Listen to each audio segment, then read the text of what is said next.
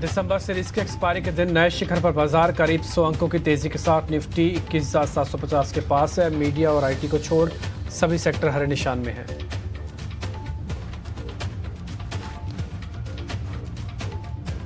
के बाद Nifty bank भी ने बनाया नया रिकॉर्ड। इंट्राडे में 48,636 का नया हाई बनाया।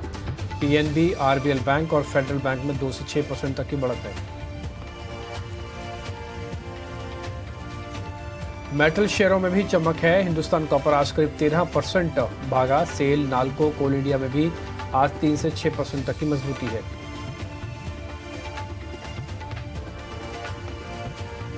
सरकारी कंपनियों में तेज रफ्तार है। एचपीसीएल, बीएचईएल, एनबीसीसी और इंजीनियर्स इंडिया आज 5% से ज़्यादा बढ़े हैं। करीब 3% की तेजी के साथ रिकॉर्ड ऊंचाई पर कोल इंडिया और एनटीपीसी का शेयर भी। हुडको में करीब 19% का उछाल आया। रिकॉर्ड ऊंचाई पर दिखा शेयर। गुजरात सरकार के साथ 14,500 करोड़ रुपए का एमओयू किया साइन। आजाद इंजीनियरिंग की अच्छी लिस्टिंग हुई है। 524 रुपए इश्यू प्राइस के मुकाबले आज 37% प्रीमियम पर 720 रुपए लिस्ट हुआ।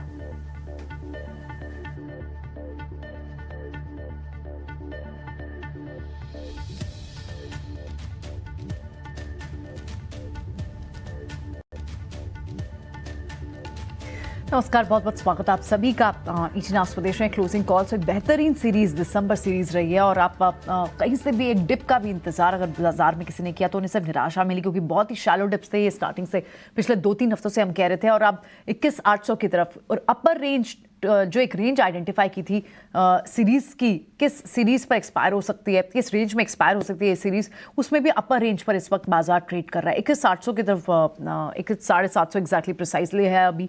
और जिस तरह की तेजी सारे सेक्टर्स में देखने को मिल रही है, यहाँ से लॉन्ग्स बार बार जितने भी डर के साथ, जितने भी कॉशियसनेस के साथ इनिशिएट किए गए हो, लेकिन ये बात भी ठीक है कि रेंज ऊपर की तरफ बढ़ती गई है। लॉन्ग्स को रिवॉर्ड किया है बाजार ने। कई सारे सेक्टर्स जो अच्छी स्ट्रेंथ दिखा रहे हैं उनमें स्ट्रेंथ अब भी बनी हुई है। बैंक्स कंट्रीब्यूट कर रहे हैं, मेटल्स सुपर रैली में है, केमिकल्स वापस आए हैं और साथ ही थोड़ा सपोर्ट जहां आईटी से शुरुआत हुई रैली, उसके साथ ही आपको एफएमसीजी पैको, कंजम्पशन पैको, सभी से एक अच्छी तेजी देखने को मिली है। ओवरऑल इस पूरे महीने में दिसंबर सीरीज में इनफैक्ट हमने जो पोल भी जनरेट किया था उसकी भी अगर आप बात करें कि एक्सपायरी कहाँ हो सकती है वो भी आपके सामने लेकर आएंगे। लेकिन अब 21,900 के ऊपर की संभावना ज़्यादा दिख रही है। 21,900 की लगभग 15% थी। 21,750 से 21,900 के बीच की लगभग 25% की बात हो रही थी। और 21,550 से 750 के बीच जहां पर बहुत कंफर्टेबली अभी बाजार दिख रहा है, वहां 45% की प्रोबेबिलिटी थी। One of the finest series, in fact पिछले 36 महीनों में सबसे बढ़िया सीरीज, दमदार रिटर्न देने वाली ये सीरीज दिसंबर सीरीज देखने को मिली है। 7% से ज्यादा का गेन आपको निफ्टी पर मिला है और ये लास्ट 36 मंथ की हाईएस्ट गेन भी है। तो शानदार सीरीज के साथ इस साल की आखिरी सीरीज होगी, मंथ की, क्वार्टर की। और इस शानदार नोट के साथ जो हम जब नए साल में जब एंटर कर रहे हैं तो क्या बड़े बड़े और टारगेट्स और आउटलुक होना चाहिए। अगले 1 घंटे में बात होगी आपके और कहाँ पर नज़र आपकी होनी चाहिए, कौन से सेक्टर, स्पेसेस, और बचा हुआ 1 घंटा क्योंकि हफ्ते में 1 दिन और बाकी है इस महीने का, वहाँ के लिए क्या ट्रेड्स आप कैरी फॉरवर्ड करके जाएं। बढ़ते हैं आगे। डिम्पी भी मेरे साथ हैं। डिम्पी इनफैक्ट बहुत कीनली एफएनओ की डेटा को देखते हैं, ऊपर के कॉल्स में एक्शन देखते हैं। डिम्पी, ये तो आज भी फॉलो अप बाइंग के बाद, गैप अप होने के बाद भी अच्छी खासी फॉलो अप बाइंग आई और आज लग भी रहा था कि एक्सपायरी मूव शायद थोड़ी वॉलेटाइल हो, लेकिन यहां पर भी बाजार ने वन साइडेड लॉन्ग्स को रिवॉर्ड किया है।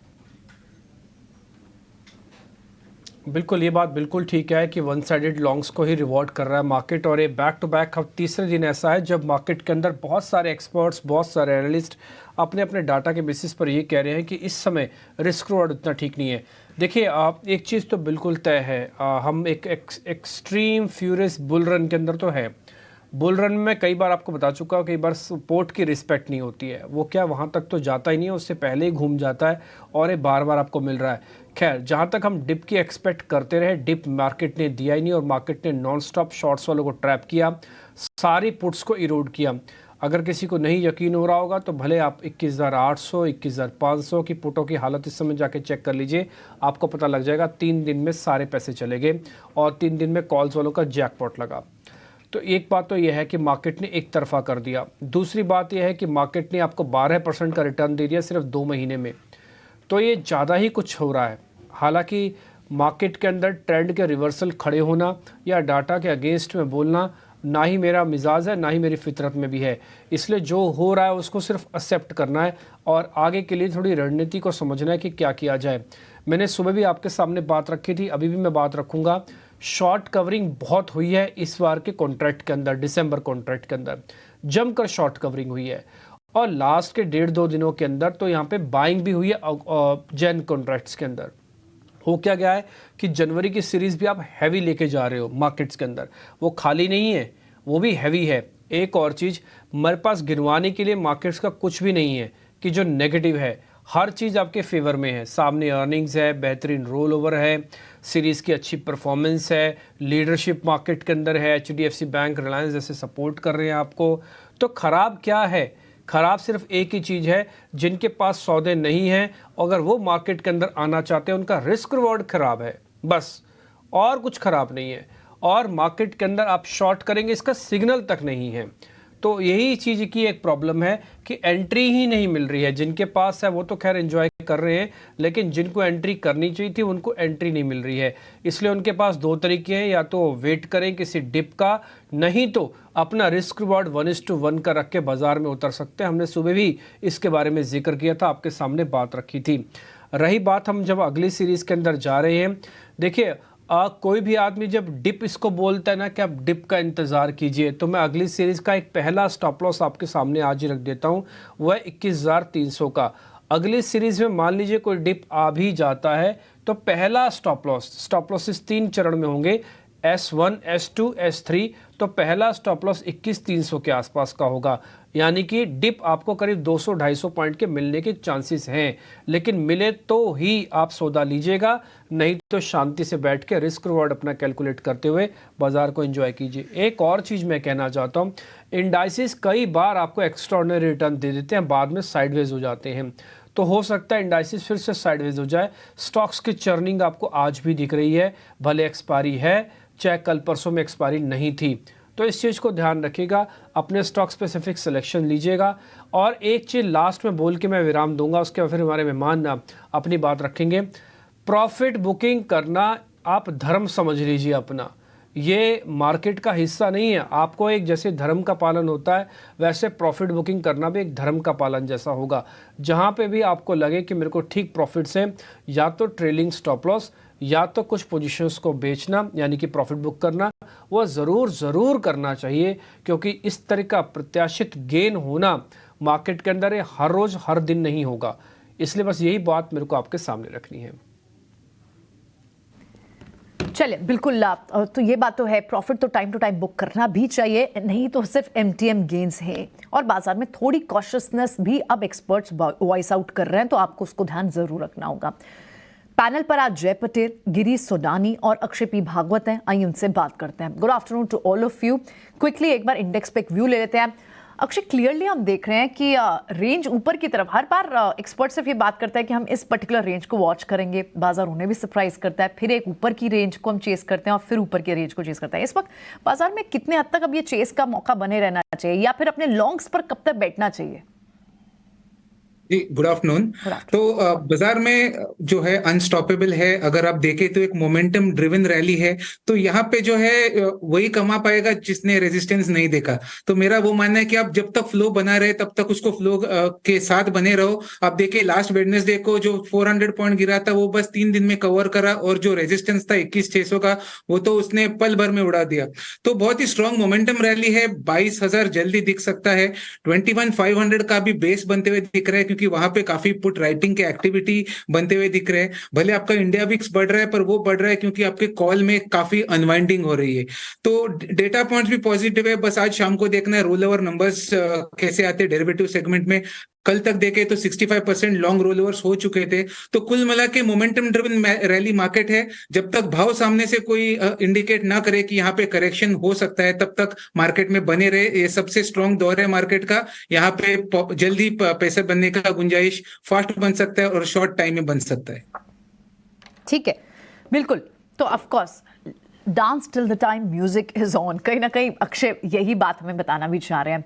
गिरीश सोनानी भी हमारे साथ। गिरीश, इस वक्त तो बाजार में कई सारी जगहों पर फंडामेंटल्स को देखा नहीं जा रहा, भले लेकिन अर्निंग्स किस तरह की ग्रोथ की ट्रैजेक्टरी आगे रहती है। ऑफकोर्स अब तक जो ये वैल्यूएशंस है वो कैचअप करेंगे, ये सारी बातें बाद में है। बाजार में जिस तरह की वन साइडेड तेजी दिख रही है, आपका एनालिसिस इस वक्त क्या कहता है? देखिए, मैं बिल्कुल सहमत हूँ सभी एनालिस्ट से कि बाजार में सिंगल रैली देखी है हमने। वन सिंगल शॉट्स में हम ऑलरेडी काफी अच्छी ऊंचाइयां देख रहे हैं बाजार के अंदर। बट एज अ इन्वेस्टर को बेसिकली ये भी समझना चाहिए, क्योंकि जैसे अभी बात हो भी रही थी कि पार्शियल प्रॉफिट बुकिंग या प्रॉफिट बुकिंग की एक्चुअली रिक्वायर्ड है। जब इस तरीके की तेजी वाले बाजार में हम देखते हैं तो कहीं पे भी हमें हमारा टाइल स्टॉप लॉस को तो टाइल लेके ही चलना पड़ेगा, साथ में प्रॉफिट बुकिंग भी करनी पड़ेगी। तो एटलीस्ट मेरा सजेशन तो यही है इन्वेस्टर से कि अपनी पोर्शंस को एक बार एनालाइज करें एंड उसके बाद में एक छोटी सी प्रॉफिट बुकिंग एटलीस्ट 25-30% की प्रॉफिट बुकिंग करें एंड उसके बाद एनालाइज करें कि आगे हम कैसे सस्टेन कर सकते हैं इस बाजार के अंदर। फ्रेश बाइंग की तो डेफिनेटली सलाह नहीं होगी इस बाजार के अंदर, कि कोई को भी अगर नई एंट्री करनी है तो डेफिनेटली ना करें। हालांकि अभी भी काफी ऐसे सेक्टर्स है, काफी ऐसे स्टॉक्स हैं जो अपने वैल्यूएशन से काफी नीचे दिख रहे हैं, हमें काफी सस्ते मिल रहे हैं। बट ओवरऑल अगर पूरा स्ट्रक्चर देखा जाए तो जब बाजार एकदम फुल ऑन तेजी रैली के लिए चलता है तो कहीं पे भी स्टॉप लॉस मेंटेन करना जरूरी रहता है। अगर फंडामेंटल तौर पे देखा जाए तो मेरे लिए फंडामेंटल तौर पे निफ्टी का जो स्टॉप लॉस अभी निकल के आ रहा है वो 21,250 का आ रहा है इन द लॉन्गर टर्म्स पे। अगर ये सस्टेन कर लेता है 21,250 तो 22,000 तक का लेवल एक बार क्रॉस होता है, उसके बाद हम नए रैलीज के लिए तब देखेंगे। अदरवाइज मेरा सजेशन ये है कि एटलीस्ट यहाँ से प्रॉफिट बुकिंग का तो डेफिनेटली मेजर करें।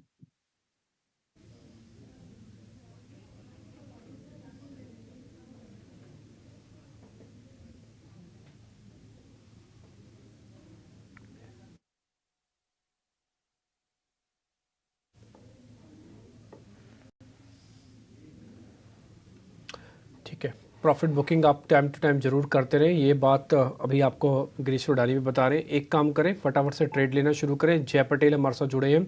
जय, आप ट्रेडिंग कॉल से शुरू कीजिएगा। ये ट्रेडिंग कॉल ना जैन के अंदर भी जाएंगी, यानी कि जैन मंथ के अंदर भी जाएंगी। तो फ्यूचर्स के हो तो वो भी बता दीजिएगा, और नॉन फ्यूचर कैश के हो तो वो भी बता दीजिए। सो गुड आफ्टरनून विजय प्रियंका जी। सो पहला रहेगा नॉन फ्यूचर का कैश का जीएसपीएल। मुझे काफी स्ट्रेंथ दिखाई दे रहा है आज के दिन में। वीकली चार्ट पर देखें तो काफी स्ट्रेंथ बन के आ रही है। ब्रेकआउट आज के दिन में नोटिस किया अराउंड 301 के ऊपर। सो वो ब्रेकआउट सस्टेन भी कर रहा है। आरएसए काफी पॉजिटिव डाइवर्जेंस दिखा रहा है। सो बहुत टाइम बाद ये मूव आया है। सो मुझे जीएसपीएल पर बाय की सलाह रहेगी। अराउंड 310 के भाव चल रहे हैं अभी। 330 तक के टारगेट के लिए ये स्टॉक को ट्रेड ले सकते हैं, और स्टॉप लॉस अराउंड 301 का रख के ये स्टॉक में ट्रेड ले सकते हैं, और रिस्क रिवॉर्ड का रिसर्व भी काफी अच्छा रहेगा। दूसरा जो स्टॉक होगा आईईएक्स का। आईईएक्स की बात करें तो काफी बेहतर रिटर्न दिखाई दे रहा है। अराउंड 100 दिन की मूविंग एवरेज को क्रॉस किया वीकली चार्ट पर, एंड डेली चार्ट पर भी काफी अच्छा ब्रेकआउट दिखाया है ये स्टॉक ने। ये फ्यूचर का भी स्टॉक है, और मुझे लग रहा है ये जनवरी के लिए भी काफी, जनवरी सीरीज के लिए भी काफी इंपॉर्टेंस रखता है। तो मुझे लग रहा है यहाँ से बाय करके जाने की सलाह रहेगी। 169 तक के टारगेट और 170 169 तक के टारगेट ये स्टॉक में दिख सकते हैं। स्टॉप लॉस के तौर पर 156 का स्टॉप लॉस रख के ये स्टॉक में ट्रेड ले सकते हैं। ठीक है, डन। अक्षय पी भागवत, आपके ट्रेडिंग कॉल्स क्या है?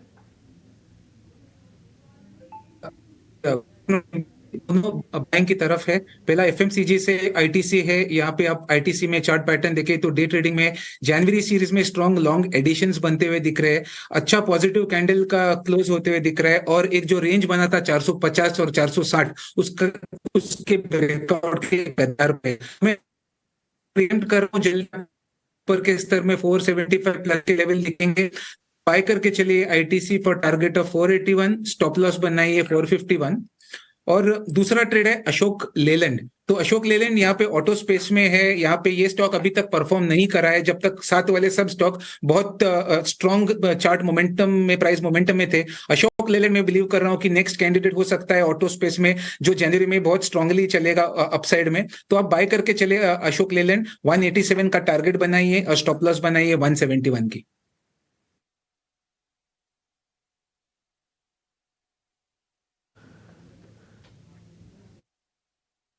अशोक लेलैंड पे आपकी एक कॉल हो गई है, और साथ ही साथ आईटीसी भी आप ट्रेड दे रहे हैं। इससे पहले जय पटेल ने भी अपनी ट्रेड दे रही है। गिरीश सोडानी से मैं ट्रेडिंग कॉल में तो नहीं पूछूंगा, मैं कन्विक्शन वाला एरिया ज़रूर पूछूंगा, और अगर उनकी कंप्लायंस अलाउ करते हैं तो शेयर्स भी बता सकते हैं। गिरीश, आप सेक्टर, थीम, एरिया कुछ भी बताइए, और अगर उसमें से शेयर बता देंगे तो और भी अच्छा हो जाएगा। ये 2024 के लिए है, हम 2024 के हिसाब से तैयारी कर रहे हैं। जी, क्योंकि जैसे कि अभी मैं थोड़ी देर पहले ही बता रहा था कि बाजार जिस मूवमेंट्स में चल रहा है, तो हमको ऐसे कन्विक्शंस वाले सेक्टर स्टॉक्स को डेफिनेटली मेजर करना चाहिए जो अभी भी हमें थोड़े से सस्ते लग रहे हैं। तो अगर मैं ऑलरेडी अगर हम हमारी टीम्स के पर्सपेक्टिव पे बात करें, तो दो सेक्टर्स मैंने चूज करे हुए हैं। एक है ऑयल एंड गैस, जिसमें मैं आईओसी को एक डेफिनेटली कैटर्स के लिए लेके चल सकता हूँ अगले 3 महीने से 6 महीने के लिए। ऑलरेडी काफी अच्छे एक्सपेंशन मोड्स के अंदर चल रहा है। एक्विजिशंस में मार्केटर्स पेट्रोलियम्स का ऑलरेडी एक्वायर करा हुआ है। अगर हम बात करें तो क्रूड ऑयल जिस तरीके से एक छोटा सा एक हमें गिरावट दिखाई दी है, तो डेफिनेटली इन सब सेक्टर्स के ऊपर काफी स्ट्रॉन्ग पॉइंट निकल के आए। ओवरऑल रिजल्ट्स प्रपोजिशंस पे भी काफी अच्छे मूवमेंट्स में है। एंड सेक्टर पी और स्टॉक पी के डेफिनेटली अगर देखूं तो स्टॉक ओवरऑल सस्ता लगता है। उस हिसाब से आईओसी मुझे यहाँ से डेफिनेटली अगले 3 महीने से 6 महीने के लिए दिखाई दे रहा है, अपने पोर्टफोलियो में होल्ड करके रखें। दूसरा जो स्टॉक है वो मेटल सेक्टर है। मेटल सेक्टर जैसे कि हम ऑलरेडी देख रहे हैं कि ये सारे रैली में मेटल सेक्टर ने कहीं पे भी बहुत ज्यादा इन्वॉल्वमेंट नहीं दिया है अपना। तो मेटल सेक्टर्स में मैंने कोई टाटा स्टील्स डेफिनेटली काफी अच्छा लगता है। ये टाटा स्टील्स अगर हम देखें तो ऑलरेडी गवर्नमेंट पीएलआई 2.01 के ऊपर 2.0 के ऊपर 2024 के लिए काफी काम कर रही है। तो राइजिंग इंपोर्ट्स को लेके भी ऑलरेडी एक नया डेवलपमेंट चल रहा है। गवर्नमेंट काफी फोकस्ड है स्टील एंड वायर प्रोडक्ट्स को लेके expansions in the term of export and imports दोनों प्रपोजिशंस को लेके बिजनेस डेवलपमेंट को। तो ओवरऑल मुझे यहाँ से टाटा स्टील जरूर दिखाई दे रहा है अगले 6 महीने के टाइम फ्रेम के लिए। ये दोनों स्टॉक्स हम लोगों के रीजनल रिसर्च टीम्स के डेफिनेटली वर्किंग के ऊपर निकाले गए हैं। इनको अपने पोर्टफोलियोज के ऊपर डेफिनेटली होल्ड करके रखें। आईओसी में जबरदस्त तेजी आ चुकी है और अब भी और तेजी बाकी है। और साथ ही दूसरा आईओसी के अलावा टाटा स्टील, मेटल पैक इस वक्त ये लेट चलना भी शुरू है, लेकिन इनके लिए जो ग्लोबल इकोनॉमिक इंडिकेटर्स है वो फेवरेबल है। कहीं ना कहीं ग्लोबल सिनेरियो से मेटल्स बहुत इंपैक्टेड होते हैं और इस वजह से आप डॉलर इंडेक्स इस वक्त नीचे है। और कई सारी कुछ जो पीएलआई स्कीम्स का जो डोमेस्टिक फ्रंट पे भी ट्रिगर्स हमें गिरीश बता रहे थे, तो आप इन सबको ध्यान रखें और टाटा स्टील में अपनी पोजिशन बनाए रखें अगले कुछ समय के लिए। ये थोड़ा सा लॉन्ग व्यू रहेगा, एटलीस्ट 2 क्वार्टर्स का, ठीक है। लेकिन अब इस बीच में ऑप्शन ट्रेडर्स कैसे ट्रेड कर सकते हैं, नितिलेश पावेस्कर हमारे साथ बने हुए हैं, ऑप्शन का चैंपियन लेकर आए हैं।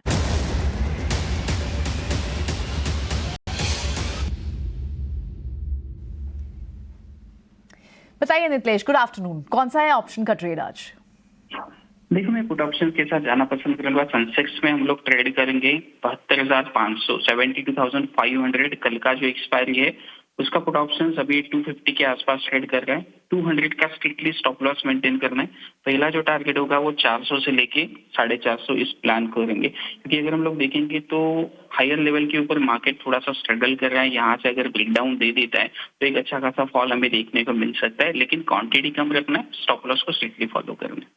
चलिए, एक पुट ऑप्शन इंडेक्स पे आपको यहाँ दिखती हुई 72,500 का, ठीक है, उसके नीचे ये न मनी की है, आप ये बता रहे हैं, ठीक है, 29 दिसंबर की कल की आपको लेनी है। और 400 पहला टारगेट, 500 दूसरा टारगेट, ठीक है। ये आज आप ट्रेड ले रहे हैं सेंसेक्स पर, ठीक है, क्योंकि अब एक्सपायरी के डेज बदल गए हैं, इसलिए आपको ध्यान रखना है कि कल का ये ट्रेड है। बढ़ेंगे आगे। शुक्रिया नितिलेश ये ट्रेड हमें बताने के लिए। चलिए बढ़ते हैं आगे, कुछ और स्टॉक्स की बात करते हैं। ऑटो एंसिलरी स्पेस में कई सारे स्टॉक्स हैं जहां पर अच्छी मूव है, एक बार इनको डिस्कस करते हैं। सुप्रजीत इंजीनियरिंग फिर से एक अच्छी मूव में और पिछले कई दिनों से आज 7-7.5% की तेजी है इसमें। क्या ये कैरी फॉरवर्ड ट्रेड है, होल्ड करके चलें? ऑटो एंसिलरी की जैसी तेज बनी हुई है और ऑटो पैक तो पूरा ऑटो एंसिलरी जनवरी के लिए भी एक फेवरेबल मंथ है। कैरी फॉरवर्ड ट्रेड है क्या ये सुप्रजीत इंजीनियरिंग? यहाँ से हमारे एक्सपर्ट से हम समझ लेते हैं। जय, तो सुप्रजीत की बात करें तो आज के दिन में जो गैप अप ओपनिंग के साथ ओपन हुआ था और 409 के अराउंड जिस भाव चल रहा था, सो वहां से थोड़ा रिट्रेसमेंट आया। 400 का जो लेवल, साइकोलॉजिकल लेवल है, वो सस्टेन नहीं कर पाया। अभी भी थोड़ा नेगेटिव स्ट्रक्चर है, बट ओवरऑल डेली चार्ट की बात करें तो काफी अच्छा ब्रेकआउट आया 100 डे मूविंग एवरेज और 200 दिन की मूविंग एवरेज के पार करके चल रहा है। वॉल्यूम कैंडल काफी स्ट्रॉन्ग है, आरएसआई का क्रॉसओवर पॉजिटिव है, एमएसीडी तरफ से काफी मूवमेंट आया। सो मुझे लगा ये स्टॉक में हम बाइंग कर सकते हैं, डेफिनेटली लॉन्ग पोजीशन लेके चल सकते हैं। यहाँ स्टॉप लॉस थोड़ा डीप रखना आई वुड सजेस्ट कि रखना चाहिए, 385 का स्टॉप लॉस रख के ये स्टॉक को लॉन्ग कर सकते हैं। और अपसाइड के टारगेट के लिए आई वुड सजेस्ट 425 430 तक के टारगेट 2-3 वीक में प्रजित इंजीनियरिंग पर हम देख सकते हैं। ठीक है, अलग अलग स्टॉक्स पे हम आपके सामने रिकमेंडेशन तो रख रहे हैं। कई बार सेक्टोरियल चर्निंग भी मिलती है और उसके पीछे पॉलिसी, प्राइस, सेक्टोरियल चेक, जो ग्राउंड चेक होता है, वो सारे रीजंस भी होते हैं। जरूरी नहीं सिर्फ भाव से ही चले सब चीज़ें, कई बार पॉलिसी फ्रेमवर्क से भी भाव को ऊपर नीचे हो सकते हैं। ऐसा ही सीमेंट के अंदर भी होता है। तो दिसंबर में जो सीमेंट की कीमतों है उसमें गिरावट देखने को मिल रही है। सेक्टर का इस समय जो चैनल चेक है ना, वो हमारे सहयोगी सौमित सरकार ने किया है। एक बार जरा वो पूरा चैनल चेक आपके सामने रख देते हैं, उसके बाद हम आगे बढ़ते हैं। स्वामी जरा बताएं इस समय सीमेंट को लेकर चैनल चेक यानी कि जो डिस्ट्रीब्यूशन चेक है वो क्या बता रहा है?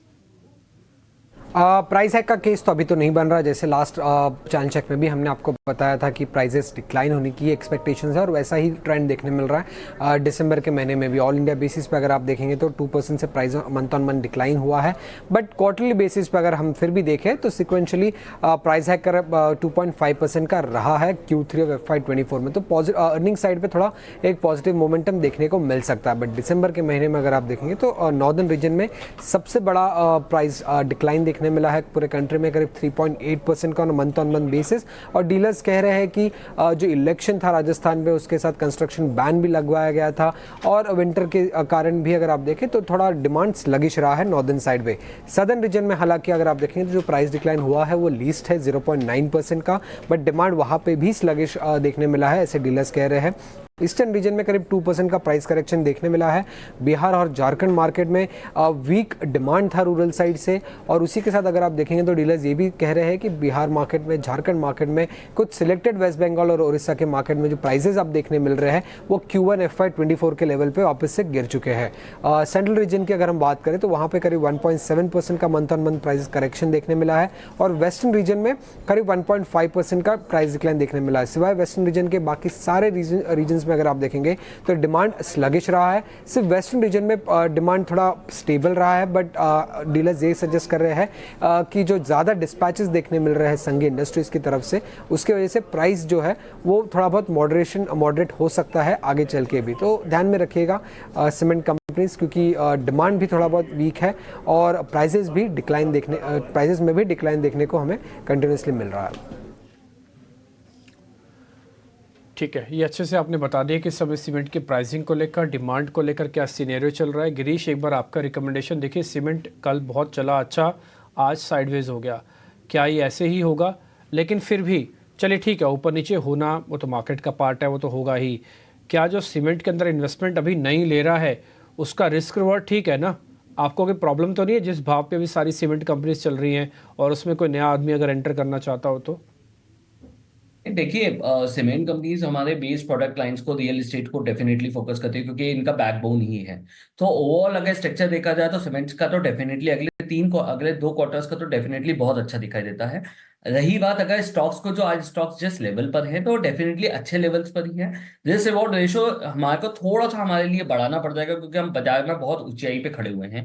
तो बट ओवरऑल अगर फंडामेंटल तौर पे देखा जाए कि कंपनीज का आज फंडामेंटल, तो कंपनी का फंडामेंटल बहुत स्ट्रांग है। एंड हमारी एक्सपेक्टेशन है कि जो प्रॉपर्टीज डेवलपमेंट है, रियल एस्टेट का जो फर्दर जो नए नंबर्स आने वाले हैं, लाइक DLF की अगर हम बात करें, जो रिसेंट इन्होंने नंबर्स इशू करे थे अपने नए प्रोजेक्ट सेलिंग को लेकर भी, तो अगर उस तरीके से देखा जाए तो अगले 3 महीने के लिए मुझे यहाँ से सीमेंट सेक्टर्स बहुत अच्छे लग रहे हैं। अल्ट्राटेक, ग्रासिम, इंडिया सीमेंट, ये तीनों स्टॉक ऐसे हैं जो अभी भी करंट वैल्यूज पे काफी अच्छे अपॉर्चुनिटीज पे मिल रहे हैं। तो किसी को अगर इन्वेस्ट करना है तो धीरे धीरे इन्वेस्ट कर सकता है। आज वन शॉट में इन्वेस्टमेंट की डेफिनेटली जरूरत नहीं है, बट हाँ, अगर वो स्लोली 2 या 3 पार्ट्स में भी इन्वेस्ट करता है तो अगले 3 महीने से 6 महीने का एक अच्छा रिटर्न्स प्रपोजिशन अच्छा दिखाई देगा। ठीक है, डन। तो किसी भी तरह के डिप्स में आप बाय करें, इसलिए ज़्यादातर शेयर्स जितनी भी आपको सीमेंट पे हम दिखा रहे हैं सब में बाइंग और डिप्स की रिकमेंडेशंस हैं। आप चुनाव भी कर सकते हैं, आपके पास होगा तो आपको और अच्छा लगेगा, अगर नहीं है तो अपने फाइनेंशियल एडवाइजर से राय ले लीजिएगा ज़रूर। खैर, हम सुबह से लेकर शाम तक शेयर्स के बारे में डिस्कशन करते ही रहते हैं, लेकिन क्योंकि नया साल आ रहा है, इस नए साल के अंदर आज़ाद भारत की एक सबसे बेहतरीन तस्वीर उभर के आएगी 22 जनवरी को। और वो तस्वीर होगी जब रामलला की प्राण प्रतिष्ठा होगी और दरबार खोल दिए जाएंगे 23 तारीख से। उससे पहले की तैयारियां वो भव्य रूप से हो रही हैं, इसलिए वहाँ की जो तस्वीरें आ रही हैं वो आप भुलाए नहीं भूलेंगे, और रोकना भी चाहे अपने आप को तो आप रोक नहीं पाएंगे। तस्वीरें देखेंगे तो आपको बड़ा आनंद आएगा और श्रद्धा से आप झुक भी जाएंगे। इसी तस्वीरों की कुछ एक कड़ी मेरे सहयोगी समीर भी लेके आ रहे हैं, क्योंकि बताया जा रहा है कि वर्ल्ड क्लास सिटी बनाने की तैयारी हो रही है। इंटरनेशनल एयरपोर्ट के अलावा अयोध्या रेलवे स्टेशन को भी एयरपोर्ट का लुक दिया गया है। जंक्शनों के नाम तक बदले जा रहे हैं। अयोध्या धाम जंक्शन अब नया नाम दे दिया गया है। स्टेशन 3 चरणों में बनकर तैयार होगा। 500 करोड़ रुपए खर्च होंगे इस पे। ये भव्य स्टेशन कैसे दिखेगा, आइए समीर दीक्षित की रिपोर्ट से आपको दिखाते हैं। प्रभु श्री राम की जन्म नगरी अयोध्या में हम मौजूद हैं। अयोध्या नगरी के विकास की नई गाथा लिखी जा रही है और उसकी अहम कड़ी होने जा रही है अयोध्या रेलवे स्टेशन। जी हाँ, अयोध्या रेलवे स्टेशन, जिसको नया नाम मिला है अयोध्या धाम स्टेशन। तो जब कभी अब आप अयोध्या ट्रेन से आएंगे तो कहिएगा अयोध्या धाम आए हैं। अयोध्या रेलवे स्टेशन का पुनर्विकास किया जा रहा है, इसको रीडेवलपमेंट किया जा रहा है। और अभी जो आप देख रहे हैं ये अयोध्या रेलवे स्टेशन की, जो पुराना अयोध्या रेलवे स्टेशन है उसकी इमारत है, उसकी तस्वीर है। और ठीक दाईं तरफ आपको नया अयोध्या धाम रेलवे स्टेशन नजर आ रहा है। ये है नया अयोध्या धाम रेलवे स्टेशन, जिसका पुनर्विकास किया गया है, रीडेवलपमेंट किया है रेलवे द्वारा, और ये बहुत ही खूबसूरती से इसको बनाया गया है। सबसे बड़ी बात यह है कि इसमें आध्यात्म की, जो भारत के संस्कृति की झलक है, वो आपको इस नए अयोध्या धाम स्टेशन से साफ तौर पे नजर आएगी। और इसका अगर आप पूरा स्ट्रक्चर देखें अयोध्या धाम रेलवे स्टेशन का, तो आपको इसमें प्रभु श्री राम से जुड़ी हुई तमाम जो अहम बातें हैं उसकी भी झलक नजर आएगी। वो बड़ी बात क्या है वो मैं आपको दिखाता हूँ। अयोध्या धाम रेलवे स्टेशन का पर अगर आप देखें तो वो जो डोम स्ट्रक्चर आपको नजर आ रहा है, जो गुम्बद आपको नजर आ रही है, वो प्रभु श्री राम के मुकुट से उसको लिया गया है, इंस्पायर्ड है प्रभु श्री राम के मुकुट से। और ये वो चंद्र मुकुट है जो यहाँ पर गुम्बद जो बनाया गया है, ये है प्रभु श्री राम का चंद्र मुकुट। और ये है पूरा अयोध्या धाम रेलवे स्टेशन। अगर आप इसको देखेंगे तो बहुत बड़े एरिया में, तकरीबन 11,000 स्क्वायर मीटर में इसको बनाया गया है। इसको 3 चरणों में बनाया जाएगा। जो पहला चरण है, इसका उद्घाटन प्रधानमंत्री नरेंद्र मोदी 30 दिसंबर को करने जा रहे हैं। जब पहला चरण इसका तैयार होगा तो तकरीबन 60 से 70 हजार यात्रियों की क्षमता के लिए इसको तैयार किया जा रहा है। ऐसा इसलिए क्योंकि सिर्फ अयोध्या रेलवे स्टेशन ही नहीं, यहाँ जब प्रभु श्री राम का मंदिर, वहाँ पर उसका उद्घाटन 22 जनवरी को होगा। उसके बाद माना जा रहा है कि लाखों की संख्या में श्रद्धालु यहाँ पर आएंगे। सालाना जो है ये संख्या लगातार बढ़ती जाएगी, उसके लिए इस स्टेशन को तैयार किया जा रहा है। ये इस स्टेशन की झलक है और जाहिर तौर पे सुविधाएं ऐसी कि जो अनुभव है, यात्रा अनुभव, उसको बेहतर और सुखद बनाया जा सके। कैमरामैन दिलीप के साथ समीर दीक्षित। इस बेहतरीन रिपोर्ट के लिए बहुत बहुत शुक्रिया समीर। लगातार आपसे इंतज़ार रहेगा इस पूरे मामले पर, अपडेट्स का, नए नए डेवलपमेंट्स का। वक्त एक छोटे से ब्रेक का है, लेकिन ब्रेक पर जाने से पहले अपने व्यूवर्स को याद दिला दें ईटी नाउ स्वदेश, क्योंकि सभी देशवासियों को बढ़ते भारत के साथ आगे बढ़ने में मदद कर रहा है। और इसके लिए हमने कुछ खास पेशकश भी किया है। सुंदरम म्यूचुअल फंड के साथ निवेश डे लॉन्च किया है और ये मुहिम देश के सभी लोगों को अनुशासित तरीके से लगातार अपने पर्सनल फाइनेंस के पोर्टफोलियो को बनाने में मदद करेगी। ईटी नाउ स्वदेश और सुंदरम म्यूचुअल फंड के साथ जुड़िए और सीखिए कि कैसे म्यूचुअल फंड्स में SIP करके अपने वित्तीय भविष्य को मजबूत किया जा सकता है। हर महीने की 5 तारीख को ईटी नाउ स्वदेश पर देखिए निवेश डे।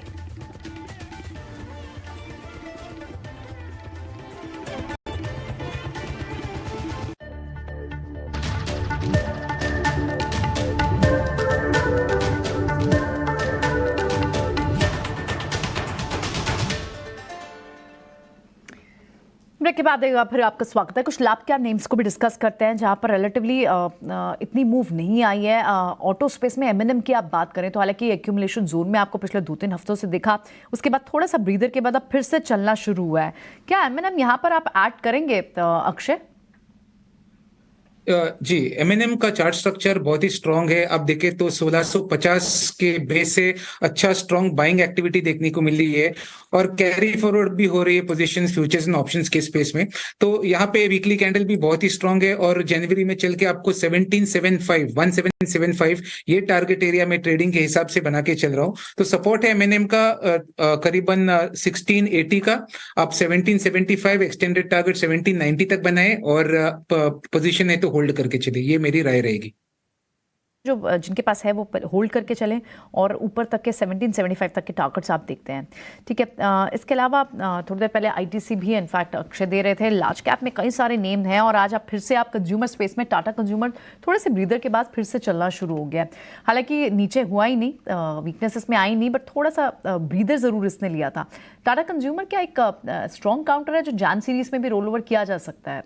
जय so definitely Priyanka ji, Tata consumer की बात करें तो 1000 का लेवल जब से सस्टेन करके चल रहा है तब से एक अच्छा पैटर्न बन रहा है। ऑल्सो हम देखें तो अराउंड 955 से लेकर अभी तक कंटिन्यूसली अपसाइड दिखा है और पिछले कुछ दिनों से almost flat to positive zone पर चल रहा था। सो ये आज के दिन में एक जो ब्रेकआउट आया सुबह के सेशन से कंपेरेटिवली अभी, तो level 2 of resistance pivot chart पर ये स्टॉक अच्छा घूम रहा है और मुझे लग रहा है 1052 एक दो दिन के अंदर ये टारगेट आ सकते हैं। और इवन जैन सीरीज के लिए ये स्टॉक को अगर रखना चाहे तो डेफिनेटली एफएमसीजी में मुझे लग रहा है एक अच्छा मूवमेंट आ सकता है। जनवरी सीरीज में आईटीसी है, टाटा कंज्यूमर है, तो वैसे स्टॉक्स में काफी मोमेंटम कंटिन्यू रह सकता है। सो अभी के लिए आई वुड सजेस्ट कि एक महीने का अगर किसी का टारगेट हो तो 1150 तक के टारगेट के लिए इस स्टॉक को होल्ड डेफिनेटली कर सकते हैं। कुछ देर पहले जब हम मेटल्स पे बड़े रीजंस को गिनवा रहे थे, बात करते तो गिरीश पीएलआई स्कीम की भी बात कर रहे थे। डोमेस्टिक फ्रंट पे क्या क्या ट्रिगर्स हैं जो इस वक्त स्टील कंपनीज के लिए पॉजिटिव कैटलिस्ट साबित हो रहे हैं। एक ऐसी खबर प्रकाश हम तक लेकर आए हैं और ये स्टील कंपनियों के लिए एक राहत की बात है। सरकार ने कुछ स्टील प्रोडक्ट्स को क्वालिटी कंट्रोल से छूट भी दे सकती है कंपनी, इस तरह के प्रोविजन की बात हो रही है और फैसले से स्टील की घरेलू मांग को पूरा करने के साथ साथ कीमतों को कंट्रोल करने में भी मदद मिलेगी। प्रकाश प्रियदर्शी इस पूरी खबर को ट्रैक कर रहे हैं, आइए उनसे समझते हैं क्या इंपॉर्टेंट डिटेल्स आ रही हैं। प्रकाश बताएं। देखिए, स्टील कंपनीज को कुछ राहत मिल सकती है। दरअसल जो स्टील इंपोर्टर्स हैं उन्हें क्वालिटी कंट्रोल ऑर्डर में कुछ छूट दी जा सकती है कुछ प्रोडक्ट के केस में। दरअसल इंडस्ट्री ने सरकार से इस बात के लिए अप्रोच किया है कि कुछ ऐसे प्रोडक्ट्स हैं जो कि इस वक्त क्वालिटी कंट्रोल ऑर्डर के दायरे में आ रही हैं, लेकिन उसकी जो मैन्युफैक्चरिंग है वो देश के अंदर पर्याप्त नहीं है। लिहाजा पर्याप्त डोमेस्टिक सप्लाई हो, इसके लिए क्वालिटी कंट्रोल ऑर्डर में एग्जेम्पशन देने की जरूरत है। उसके बाद स्टील मंत्रालय के अंदर इस मसले पर चर्चा चल रही है। स्टील मंत्रालय ने 12 ऐसे प्रोडक्ट्स की पहचान की है जिस पर क्वालिटी कंट्रोल ऑर्डर में छूट दी जा सकती है। अगर आप उन प्रोडक्ट्स पर नजर डालें तो ये प्रोडक्ट्स जो हैं वो हैं aerospace steel grade, heart shape tin box, high speed tool steels और इस तरीके से 12 प्रोडक्ट्स हैं जिस पर छूट मिलने की संभावना है। इसके अलावा साथ ही साथ स्टील मंत्रालय की जो एक स्पेशल कमेटी है उसने BIS लाइसेंस जो स्टील मैन्युफैक्चरर्स हैं उनसे ये कहा है कि उनकी जो मैन्युफैक्चरिंग कैपेसिटी इस वक्त है इन प्रोडक्ट्स की उससे संबंधित डिटेल्स जो है सरकार को सौंपें और उसके बाद इस पर उनके फीडबैक के आधार पर इससे संबंधित फैसला लिया जाएगा। तो जाहिर तौर पे सरकार ये चाहती है कि जो डोमेस्टिक सप्लाई है उसमें कुछ दिक्कतें ना हो बल्कि पर्याप्त सप्लाई बनी रहे। लिहाजा जो क्वालिटी कंट्रोल ऑर्डर है उसमें राहत दी जा सकती है। इससे एक तरफ जहां पर्याप्त सप्लाई बनाए रखने में मदद मिलेगी, वहीं दूसरी तरफ जो ओवरऑल प्रोडक्ट कॉस्ट है उसमें भी कमी लाने में मदद मिल सकती है। जैसा कि आपको पता है कि जो स्पेशल कैटेगरी के स्टील प्रोडक्ट्स हैं जो कि क्वालिटी कंट्रोल ऑर्डर के दायरे में आती हैं, उनके लिए जो इंपोर्ट की व्यवस्था है, जो नियम है, वो सिर्फ BIS लाइसेंस्ड जो सोर्सेस हैं उसी के जरिए इंपोर्ट किया जा सकता है और इसी में राहत की मांग इंडस्ट्री कर रही है। All right, quite an favorable news for steel sector और यही सारे इनफैक्ट आपको रिफॉर्म्स और पॉलिसीज दिख रही हैं कि जिसके चलते आप डोमेस्टिक फ्रंट पे तो मेटल्स के लिए एक तेज़ी का रीज़न देख ही रहे हैं और ग्लोबल इंडिकेटर्स भी इस वक्त सपोर्टिव हैं, जिसकी वजह से आप ये सारे कॉम्बिनेशन में स्टील, एल्यूमिनियम इनके काउंटर्स में मूव देख भी रहे हैं। ठीक है, और आप देखें आज स्टील काउंटर्स किस तरह से फोकस में और लगातार चल रहे हैं ये। ठीक है, लेकिन कुछ और स्टॉक्स की बात करते हैं। इनफैक्ट कई सारी ब्रोकिंग फर्म्स के जो जिन आउटलुक 2024 में जो बड़े सेक्टर्स चलते आ रहे हैं उसमें से गिरीश को भी इस वक्त कौन से पसंद आ रहे हैं वो समझ लेते हैं। गिरीश, पीएसयू यूटिलिटीज़ और डिफेंस जिस तरह से चले हैं, रेलवेज, पीएसयू यूटिलिटीज़, क्या इनमें ये सारे के सारे 2024 में भी इसी तरह का दमदार प्रदर्शन दिखाएंगे? आपके प्रिफर्ड बेट्स क्या होंगे यहाँ? देखिए, जैसे कि हम देख रहे हैं कि रियलिटी अगर हो गई है या पीएसयूज हो गए हैं, या अगर हम रेलवे स्टॉक्स की बात करें, क्योंकि रेलवे के ऑलरेडी अपने एक एक्सपेंशन प्लान्स ऑलरेडी चल रहे हैं। जैसे कि हमने देखा है कि विजन 2024 का जो प्लान आया हुआ है, इसके अंदर 21,000 करोड़ रुपए का एक ऑलरेडी ऑर्डर प्लेस्ड है। काफी कंपनीज को, JW हो गया है, IRCTC हो गई है, IBNL हो गए, इन सब में काफी अच्छे अच्छे बुक्स क्रिएट हुई हैं ऑर्डर्स को लेकर। तो ये अगले 2024 में भी डेफिनेटली चलेंगे। तो अगर हम इस तरीके से ओवरऑल स्ट्रक्चर पे बात करेंगे तो हाँ, मुझे रेलवे स्टॉक्स के अंदर एक IIFC डेफिनेटली काफी पसंद आता है यहीं से लेवल पे। एंड इस लेवल से मुझे यहाँ पे अगले 30 से 35% का अपसाइड दिखाई देता है अगले 1 साल के टाइम फ्रेम के लिए, क्योंकि देखिए ये ऑलरेडी काफी चल चुके हैं। तो आज इमीडिएटली डेफिनेटली किसी को एंट्री नहीं करनी चाहिए। बट हाँ, अगर ओवरऑल पिक की बात करी जाए तो रेलवेज और PSU बैंक के अंदर मुझे बैंकिंग में SBI डेफिनेटली काफी अच्छा लगता है। तो अगर दो प्रपोजिशन पे बात करी जाए तो IIFC है और दूसरा मेनली SBI है। ये दोनों प्रेफरेबल पिक होंगे मेरे लिए 2024 के फोकस को करते हुए। चाल ठीक है, कुछ और स्टॉक्स जरा पता कर लेते हैं। एक्चुअली क्या है ना, मार्केट के अंदर जैसे मैं सुबह भी आपसे कह रहा था कि कई बार ऐसा होता है कि बाज़ार एक तरफा चलता जाता है और आपको देखने में नहीं देता। अब आप देखो, निफ्टी बाकायदा 120 अंक बढ़कर डेज हाई पे है। हालांकि इसने 21,800 को पार तो नहीं किया अभी। हमने जो पोल के ज़रिए आपको बताया कि 21,700 वाली रेंज के अंदर ही एक्सपायर होगा, अभी तो उसी रेंज में ही है। बट हाँ, फिर भी अपने नए पड़ाव पर पहुंच रहा है। 48,500 बैंक निफ्टी पे आपको दिख रहा होगा। ये एक अच्छी चीज़ है बाज़ार के अंदर कि आपको मौका ही नहीं दे रहा है। और मैं बता रहा हूँ, ट्रस्ट मी, मैंने ना कई बार अपने ट्रेडिंग के और एक्सपायरी के सेशंस देखे हुए हैं, लेकिन इस तरह का मूवमेंट जो आजकल दिख रहा है, पिछले 3-4 दिन से दिख रहा है, ये एक्स्ट्रॉर्डिनरी है। मतलब मेरे पास तो शब्द नहीं है बताने के लिए कि ऐसा क्यों हो रहा है। अगर आप मेरे से पूछेंगे ऐसा क्यों हो रहा है तो मैं बता ही नहीं पाऊंगा। अगर आप मेरे से पूछेंगे कि आप ट्रेड लोगे, कि मैं ले ही नहीं पाऊंगा। मैं आपको सच्ची बात बता रहा हूँ, मैं सौदा पंच ही नहीं कर पाऊंगा। मैं आपको कैसे बता दूं? मैं जो खुद नहीं कर सकता आपके सामने कैसे कह दूं कि आप ये कर लो? तो इसलिए मैं तो जो भी होता है सीधा क्वेश्चन गेस्ट से पूछ रहा हूँ, भाई वही आपको बताएंगे। हमारे इंटेलिजेंस पे मत जाना। पिछले 3 दिन से बाजार जो कर रहा है वो मेरी सोच से परे है, और मैंने डाटा अपनी लाइफ में कभी नहीं देखा इस तरह का, जिस तरह का बाजार अभी चल रहा है। अभी क्यों चल रहा है, क्या चल रहा है, इससे मेरे से वजह पूछेंगे, मैं वो भी नहीं है मेरे पास। तो खैर, एनी हाउ, और मेरे को एक्सेप्ट करने में कोई प्रॉब्लम भी नहीं है। कई लोग होते हैं ना कि टेलीविजन पे वो सुपरस्टार और हीरो बनते, उनमें क्या हीरो वाला एक हिस्सा होता है कि देखिए हम अगर वो बाज़ार चला रहे होते तो फिर बात ही अलग होती ना। बाज़ार तो कोई नहीं चला रहा, बाज़ार तो साझा प्रयास है, जो जितना समझ रहा उतनी बात रख रहा है। तो इसलिए मतलब हमसे ना पूछा जाए कि मार्केट के अंदर इस समय क्या हो रहा है। अक्षय पी भागवत, मेरे को सिर्फ इतना आपसे समझना है कि साल के सौदे साल में काटें या फिर नए साल में ले जाएं। जिनके पास भी बड़े बड़े प्रॉफिट्स है, और ये बड़े प्रॉफिट्स के डेफिनेशन बता देता हूँ मैं। 25% से ज़्यादा अगर मैंने 1 साल में कमाया है तो क्या मैं उस शेयर से कुछ प्रॉफिट बुक करूं कि अभी भी नहीं करूं? जी, अगर आपका 25% के प्रॉफिट में आप बैठे हो, अभी भी आप होल्ड करके चल सकते हैं। नए साल में मोमेंटम पिकअप रहेगा। फर्स्ट वीक ऑफ जनवरी तक अच्छा खासा मोमेंटम दिखेगा। बस आप एक कर सकते हैं कि जो आपका 25% का प्रॉफिट है, यहाँ पे ट्रेल करके आप स्टॉप लॉस 20% तक कर दीजिए। तो 5% का रिस्क यहाँ पे लेना बनता है अगले 10% के मूव के लिए। ये मेरी स्ट्रेटेजी रहेगी अगले 10 से 15 दिन के लिए। तो मैं कहूंगा अभी भी है दम मार्केट में, काफी मोमेंटम रहेगा स्टॉक्स में, तो होल्ड करना बनता है। ओके, ठीक है जी, एक छोटा सा ब्रेक ले लेते हैं। मार्केट में तो ब्रेक नहीं मिल रहा, लेकिन हमें और आपको ब्रेक लेना होगा। एक कमर्शियल ब्रेक है, तुरंत लौट रहे हैं।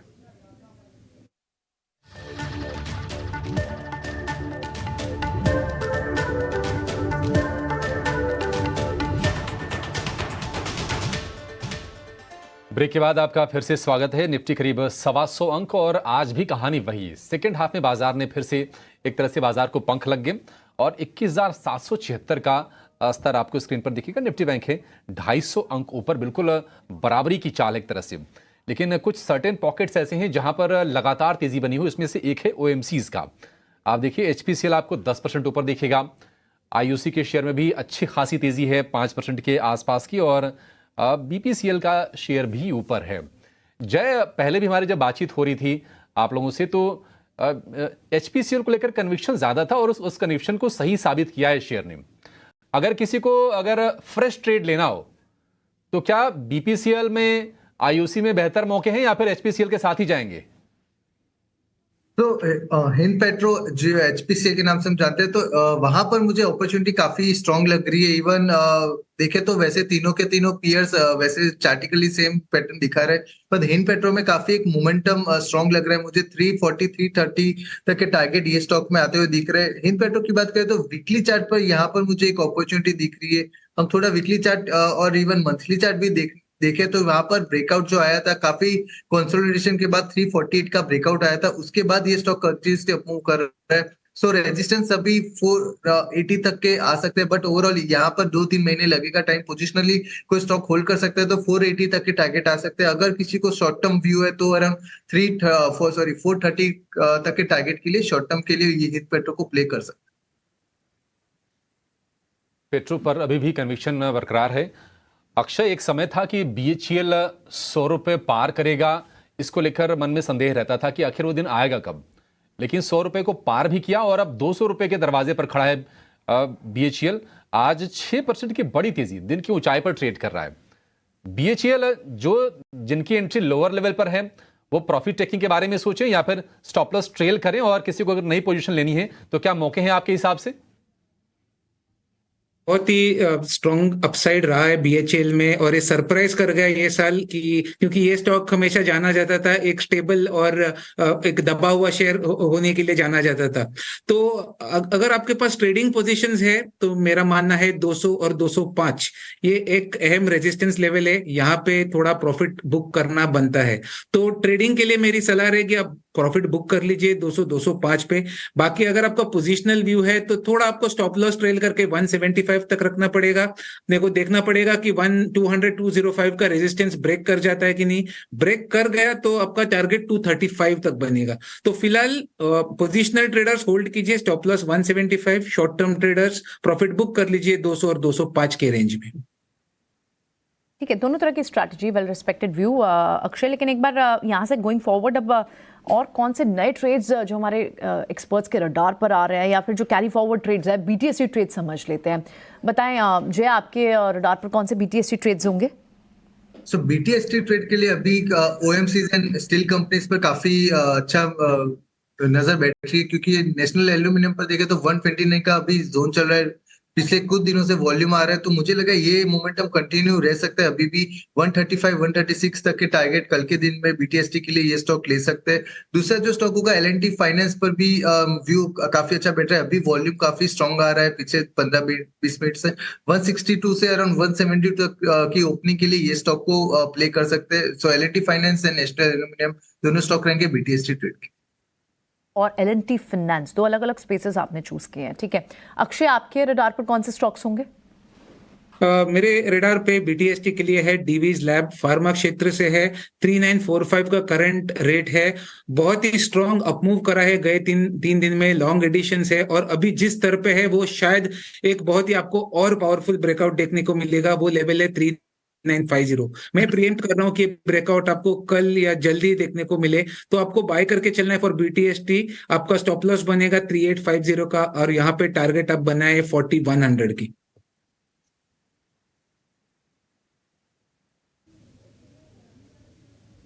तो ये तो कुछ ट्रेड्स हुए हैं यहाँ पर। इनफैक्ट डीवीज लैब जैसे फार्मा काउंटर्स भी रडार पर इस वक्त एक्सपर्ट्स के आ रहे हैं जो BTST ट्रेड्स हैं। लेकिन BHEL काफ़ी इंटरेस्टिंग ट्रेड अभी हमने डिस्कस भी किया 6% की तेज़ी के साथ, और वहाँ पर भी आपको दोनों लेवल्स साथ ही बात की। लेकिन कैपिटल गुड्स के कुछ और काउंटर्स की भी बात करते हैं। थर्मिक्स में भी एक अच्छी मूव है आज 2-2.5% की, और इनफैक्ट आप इसी स्पेस के HEG, ग्रेफाइट, ये सारे स्टॉक्स भी काफ़ी स्ट्रॉन्ग चल रहे हैं। कैपिटल गुड्स पे एक बहुत अच्छा बुलिश व्यू भी बन रहा है गिरीश। हालांकि इस साल में भी कैपिटल गुड्स ने अच्छा परफॉर्म दिया है, लेकिन अगर कैपिटल गुड्स स्पेस से अगर आपको टॉप बेट्स चूज करनी हो 24 के लिए, तो आप क्या चूज करेंगे?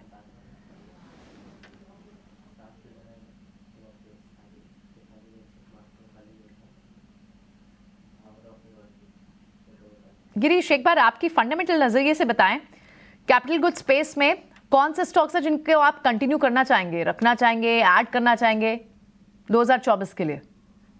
देखिए कैपिटल गुड्स में मुझे क्यूमिंस ऑब्वियसली बहुत अच्छा लगता है। यहाँ से इस लेवल से भी मुझे काफी स्ट्रांगली बिलीव देता है क्यूमिंस को लेकर।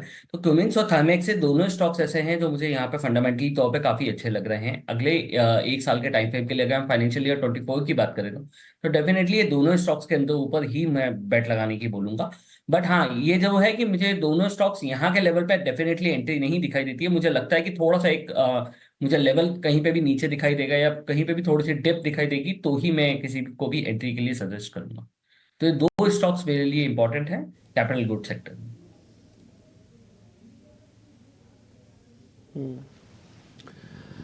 हालांकि सीरीज अपने आप में काफ़ी अच्छा, और मैं अभी भी स्क्रीन पर देख पा रहा हूं कि आप भले और सब चीज़ के ऊपर डिबेट कर सकते हो, लेकिन सरकारी कंपनीज की इस साल के अंदर आई ग्रोथ और अगले साल के आउटलुक पे किसी को संशय नहीं होगा।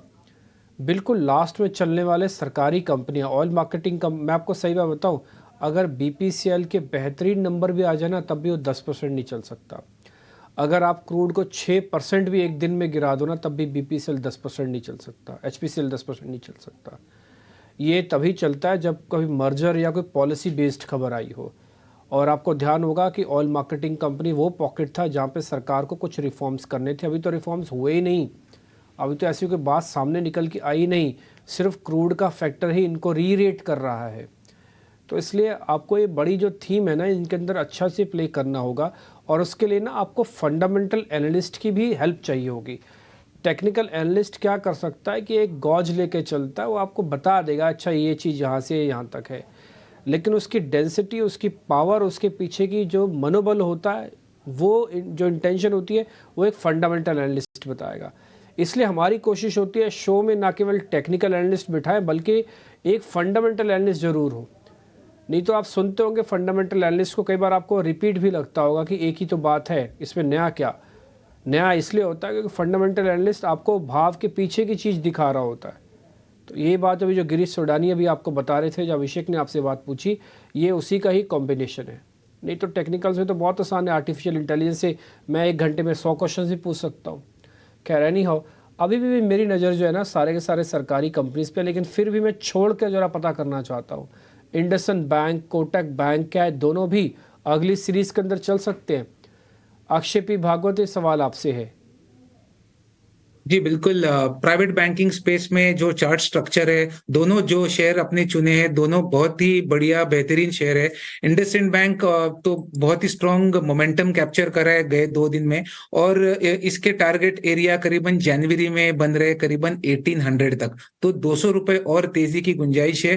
ट्रेडिंग के लिए अगर देखें तो 1650 पे थोड़ा सा एक माइनर रेजिस्टेंस है, पर चार्ट स्ट्रक्चर स्ट्रांग है, 1500 का सपोर्ट बेस है। तो आप शॉर्ट टर्म की नजरिए से ले या थोड़ा मीडियम टर्म ले, पर टारगेट 1800 का इंटैक्ट है। कोटक बैंक में भी सिमिलर चार्ट स्ट्रक्चर है, बहुत ही अच्छा बाउंस बैक करा है सपोर्ट जोन से। हालांकि अभी तक ये ज्यादा पार्टिसिपेट नहीं कर रहा था, दिसंबर महीने से इसमें अच्छा पिकअप है। 2045 आपके ट्रेडिंग टारगेट से जो आपको जल्दी 1 हफ्ते के अंदर दिख सकते हैं। और अगर आप पोजिशनली होल्ड करें, इसको थोड़ा सा टाइम दे 1-1.5 महीने का, तो आपको 2200 तक ये टारगेट बना के देगा। बहुत ही स्ट्रॉन्ग चार्ट स्ट्रक्चर है, 2200 के लिए आप होल्ड कीजिए, ये मेरी राय रहेगी। कोटक महिंद्रा बैंक को होल्ड करने की सलाह है। और आज सुबह के सत्र में गुड मॉर्निंग स्वदेश में हमारे एक्सपर्ट जुड़े थे, उन्होंने भी इस शेयर को खरीदने की सलाह दी थी। बहुत बड़े मूव्स नहीं, लेकिन चूंकि बड़ा बैंक है, ठीक ठाक इसको कहेंगे, 1916 रुपए के आसपास के भाव फिलहाल हैं। अक्षय, जरा फर्टिलाइजर स्टॉक्स को देखिए, आपको चौतरफा तेजी दिखेगी, चाहे वो NFL हो, GSFC हो, मद्रास फर्टिलाइजर हो, चंबल हो, हर तरफ तेजी है। और रह रह के ऐसे बड़े मूव्स आते हैं इस खेमे में। अगर किसी को 1-2 शेयर चुनने हो अगर, तो आपकी नजर कहां पर है, कहां पर आपका कन्विक्शन ज्यादा है? जी, यहाँ पे चंबल फर्टिलाइजर्स और GNFC। तो चंबल फर्टिलाइजर्स आप देखिए, आज तो एक डबल बॉटम का ब्रेकआउट करा है उसने, तो एक बुलिश पैटर्न है, 364 का भी ये बेस है। तो ट्रेडिंग के नजरिए से ये लॉन्ग करे आप तो 440 के टारगेट दिखते हैं। तो चंबल फर्टिलाइजर्स पहला रिकमेंडेशन है। और दूसरा रहेगा GNFC, तो गुजरात नर्मदा जो है यहाँ पे 750 के रेट पे ट्रेड हो रहा है। ये ब्रेकआउट के कदार पे है, ब्रेकआउट पॉइंट है 790 का मोमेंट पॉइंट टूटते ही इसमें मोमेंटम दिखेगा जो 900 तक जाएगा। तो 900 के टारगेट के लिए बने रहिए। फिलहाल सपोर्ट 700 है, एक ब्रेकआउट में प्रीएम्प्ट कर रहा हूं, तो जैसे ही ब्रेकआउट हो आपको मोमेंटम मिलेगा GNFC में। तो ये दो स्टॉक आपके रेडार में होने चाहिए फर्टिलाइजर क्षेत्र से।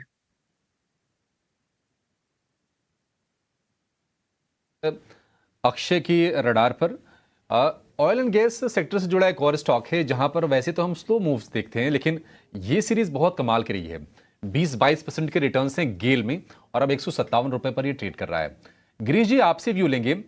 अब चूंकि स्लो मूवर रहा है, बहुत रिटर्न जनरेट नहीं करता था, बाकी कारोबार को लेकर कोई शक नहीं, कोई दिक्कत नहीं, और सरकार की कुछ कुछ पॉलिसीज भी हैं जो सपोर्ट कर रही हैं इसको।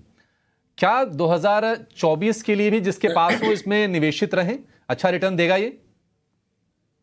देखिए, जैसे कि हम बात कर ही रहे थे कि ऑयल एंड गैस की कंपनीज को लेके, ये सेक्टर्स को लेके ऑब्वियसली ये एक बहुत बड़ा फोकसेबल सेक्टर रहेगा, क्योंकि पूरी रैली में इस पर्टिकुलर सेक्टर ने एक बहुत कम पार्टिसिपेशन करा है, तो कहीं पे भी हमारे लिए थोड़ा सा लाइमलाइट में आ जाता है। बट अगर हम बात करते हैं अब गेल को लेके, तो ऑब्वियसली जब गवर्नमेंट्स कंपनीज के ऊपर बात करते हो तो गवर्नमेंट की पॉलिसीज बहुत इंपॉर्टेंट रोल प्ले करती हैं। जैसे कि हम बात कर ही रहे हैं कि गवर्नमेंट की पॉलिसीज में काफी बड़ा इन्वॉल्वमेंट आने वाला है ऑयल एंड पेट्रोलियम गैसेज को लेकर, तो गेल का प्रपोजिशन काफी स्ट्रांगली मूव करेगा। ओवरऑल फंडामेंटल्स बहुत स्ट्रांग है। प्रॉफिट मार्जिन के ऊपर कंपनी काफी तेजी से अपना काम कर रही है। 22 से 23% का अपसाइड अगले 2 साल के अंदर टारगेट करा है कंपनी ने। ओवरऑल स्ट्रक्चर स्ट्रांगली है, तो जिनके पास भी है वो होल्ड डेफिनेटली कर सकते हैं। फ्रेश पोजीशन तो डेफिनेटली अभी नहीं सजेस्ट करेंगे, बट हाँ, जो भी अपनी पोजीशंस कर रहे हैं वो अपने एक टाइल स्टॉप लॉस मेंटेन करें एंड प्रॉफिट बुकिंग अभी ना करें, सिर्फ एक टाइल स्टॉप लॉस को साथ ही इस स्टॉक को होल्ड करके रखें। ठीक है, और राइट, तो gel pack, of course energy pack, और उसमें गेल जैसे स्टॉक होल्ड करके रखना चाहिए। ये कुछ स्टॉक्स हैं जो इनफैक्ट PSU स्पेस में आप देखें जहां रिलेटिवली कम स्ट्रेंथ, रिलेटिवली कम रिटर्न मिला, उनमें से गेल, गुजरात गैस जैसे काउंटर्स भी रहे हैं। हालांकि गेल तो फिर भी चला है, लेकिन गुजरात गैस जैसे काउंटर्स जिनमें मूव नहीं है, लेकिन यहाँ होल्ड करने की सलाह गेल पर रहेगी, गिरीश सौदानी की।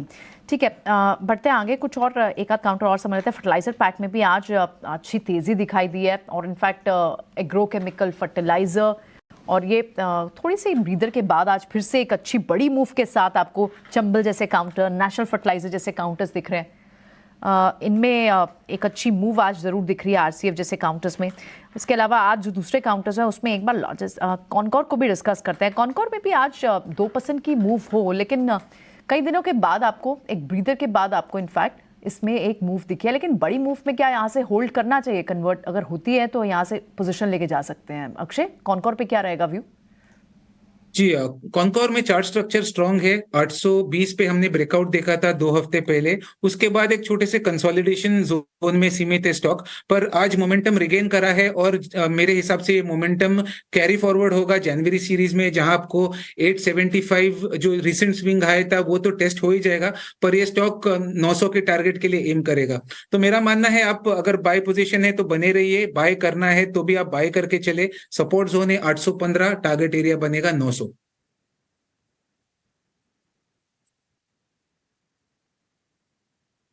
कंपनी ही है, हालांकि इसका विनिवेश होना था, लेकिन ये मामला हो सकता है अगले साल तक चला जाए, और आप इस कंपनी को भी ज़रूर ध्यान रखिएगा। मार्केट में खबर है कि 1000 पे भी हो सकता है इसके दाम। अब आपने देखा होगा इसी शो के दौरान ही कि जितनी कंपनीज पूछी गई उसमें से मेजॉरिटी सरकारी कंपनीज थी। थोड़ी देर पहले ऑयल मार्केटिंग की बात हुई, अभी कॉनकोर की बात हुई, इससे पहले BHEL की बात हुई, फिर कोल इंडिया की बात हुई। तो आपने एक चीज़ नोटिस की होगी कि अभी भी सरकारी कंपनी का दबदबा मार्केट्स के अंदर काफ़ी है, और ये एबनॉर्मल गेन्स हैं अगर आप वैसे देखें तो। एक मैं आंकड़ा आपके सामने और शुरुआत दिखाना भी चाहूँगा और बताना भी चाहूँगा। अगर आप इस बार की सीरीज़ के हिसाब से देख रहे हैं तो आपको जो सबसे बेहतरीन रिटर्न दिया वो सरकारी PSUs ने ही दिया है। एक बार अगर आप निफ्टी PSUs इंडेक्स देखेंगे तो करीब 14% चले। उसके बाद एनर्जी की कंपनियां जिनके बारे में बोला जाता था HPCL BPCL कब चलेंगी, तो ऐसे ही डबल वेवी में फंसी हुई हैं कि क्या होगा इनका, लेकिन इन्होंने रिकॉर्ड रिटर्न्स दिए हैं। एक महीने के अंदर 20% आज का रिटर्न जोड़ दिया जाए तो 30% का रिटर्न दिया इस सीरीज़ में ही। इसके अलावा जो चला वो ऑटो चला, आईटी से उम्मीद कम थी, आईटी भी चला। कोई भी सेक्शन ऐसा नहीं है मार्केट का जहाँ से मैं कह सकता हूँ कि उसने पार्टिसिपेट नहीं किया। हाँ, थोड़ा ज़्यादा थोड़ा कम जरूर रहा। एडवांस डिक्लाइन रेशो आज भी कोई बहुत ख़राब नहीं है। 1000 शेयर आज भी एडवांसेस में जाके बंद हो रहे हैं, जबकि ताबड़तोड़ तेज़ी 3 दिन से हो रही है। और मैं बताऊँ कई बार तो अब कन्विक्शन में भी होती है। जैसे अभी आप अक्षय पी भागवत को सुन रहे थे, वो कह रहे थे कि मार्केट का जो ट्रेंड है, जो फ्लो है, उसके साथ ही बने रहो, उसके सामने अड़ने की ज़रूरत नहीं है। तो ये बात हमने भी कही है कि कोई आंकड़ा ऐसा आपको नहीं दिख रहा कि जहाँ से आप शॉर्ट्स खोलो। ये आपके ऊपर है कि आप अपने प्रॉफिट्स को बुक करते हो या फिर कैरी फॉरवर्ड करते हो। और सबसे बेहतरीन तरीका तो ट्रेलिंग स्टॉप लॉस का है। ये सीरीज़ करीब 8% के रिटर्न देने के बाद क्लोज हो गई है। नई सीरीज़ की कल से शुरुआत हो जाएगी।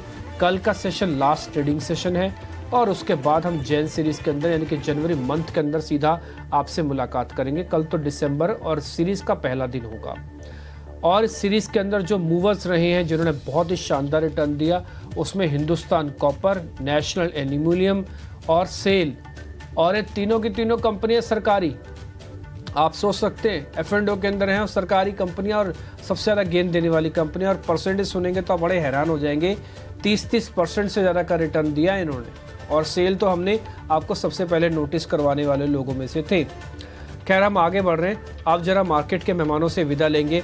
गिरीश सोडानी, बहुत शुक्रिया, थैंक यू वेरी मच, आपने आज समय निकाला, अच्छे से बात हुई और आपकी इंटेलिजेंस हमको मिलती रहे, ऐसा उम्मीद करते हैं। अक्षय पी भागवत, बहुत शुक्रिया, थैंक यू वेरी मच, आपने हमारे कई टफ और कई भावनाओं वाले क्वेश्चंस का भी जवाब दिया। हालांकि आप भावना वाले एनालिस्ट नहीं हो, लेकिन फिर भी आपने जवाब दिया, इसके लिए बहुत बहुत शुक्रिया। भाव तो पूछते ही रहते हैं हम आपसे। बहुत बहुत शुक्रिया आप दोनों का कार्यक्रम में जुड़ने के लिए। मेरे को और प्रियंका को तो आप इजाज़त दे सकते हैं।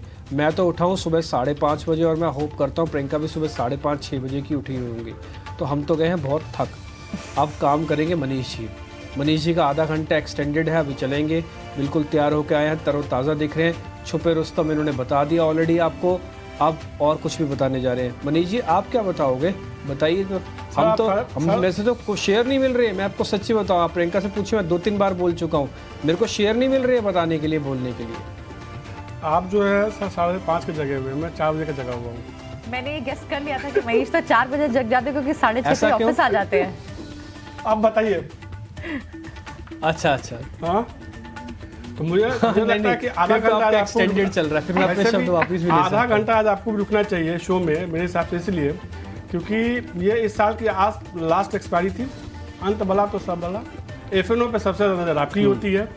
और इस साल तो मैंने जितने प्रोमो आपके देखे हैं टारगेट सीट्स वाले, तो उसमें तो लगता है कि आपको आज 3:30 के शो में जुड़ना चाहिए और बताना चाहिए आधा घंटा रुक के कि हाँ क्या कर सकते हैं अगले सीरीज के लिए। हाँ, डील करें क्या? और नहीं मनीष जी, ना केवल ये, और हमारा पोल, अब मनीष जी हमारा पोल भी सुपर हिट रहा।